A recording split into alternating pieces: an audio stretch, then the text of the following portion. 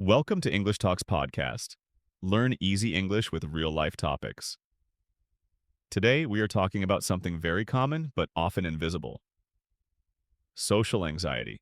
Many people live with social anxiety, even if they look confident from the outside. They go to work, they talk to people, they smile. But inside, simple social situations feel exhausting. Social anxiety is not about being shy, it is not about being rude, and it is not about not liking people. It is about fear. Fear of being judged, fear of saying the wrong thing, fear of looking awkward or stupid. People with social anxiety often overthink everything. Before a conversation, during a conversation, and long after the conversation ends. They replay moments in their head. Why did I say that? Did I sound weird? Do they think I'm boring? This constant thinking can be very tiring. For many people, social anxiety starts slowly. Maybe after a bad experience, maybe after being embarrassed, maybe after rejection, or sometimes there is no clear reason. It just becomes part of how you interact with the world. Simple things can feel very hard. Making phone calls, speaking in meetings, meeting new people, going to parties. Even ordering food, your heart beats faster, your hands sweat, your mind goes blank. You want to speak, but your voice feels stuck. And after the moment passes, you feel relief, but also shame. You may think, why am I like this? Why can other people do this so easily? Social anxiety often makes people feel broken, but you are not broken. Your nervous system is trying to protect you. The problem is it reacts even when there is no real danger. Another part of social anxiety is the fear of attention, being seen, being noticed, being the focus. Some people fear silence, others fear speaking. You may avoid eye contact. You may avoid sharing opinions.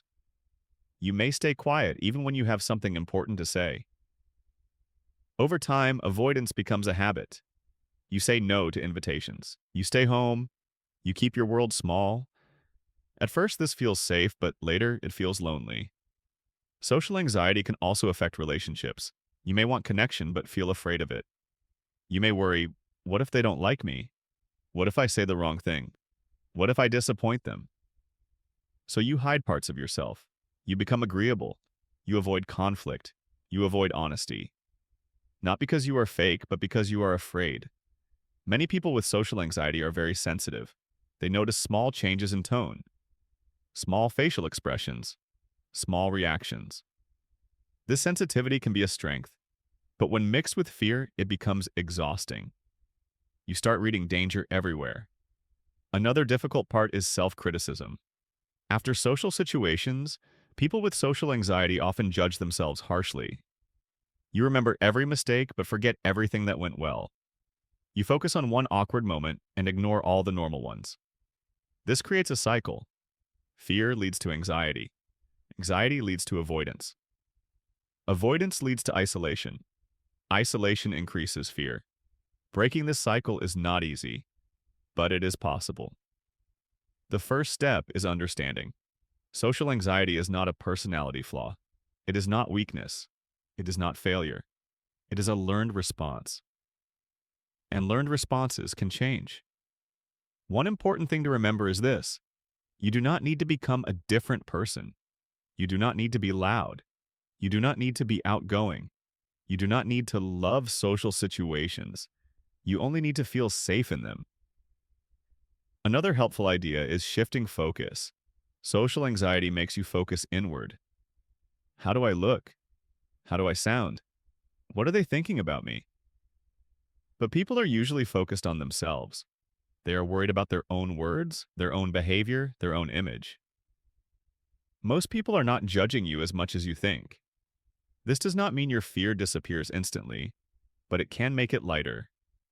Another important part is self-compassion. Talking to yourself kindly. Instead of saying, I'm so awkward, try saying, this is hard for me and that's okay. Instead of, I failed, try, I showed up and that matters. Progress with social anxiety is not about big changes. It is about small steps. Speaking a little more, staying a little longer, trying again, even after discomfort. Some days will feel easier, other days will feel harder.